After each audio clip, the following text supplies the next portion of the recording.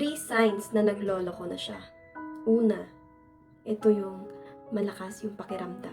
Yung bigla kang kinakabahan.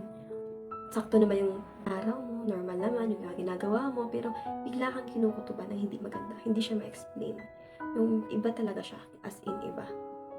Well, malakikita mo naman yun sa kilos niya. Sa mga gadgets niya, kung paano. Ikaw yung makakaalam lang yun kung ano yung mga pagbabago between nung nakarang araw sa ngayon at sa mga ilang pa-araw na lilipas. Pangalawa, ito yung biglang daming pagbabago. Ito yung dating nagtatrabaho siya 1 to 8 hours, biglang boom, mag-OT siya bigla, yung mag-update siya sa'yo ng late dahil naka-OT siya, ganun. Pero hindi naman talaga siya ganun. Marami pang ibang signs like bigla siyang kuripot sobra, padating siya sa'yo. Pero sa ganung bagay, magasto siya. Yung mga ganun. At yung last is yung mga biglaang distansya. Madistansya na siya sa'yo. Yung dating mainit yung samahan, biglang boom, ang lamig-lamig na.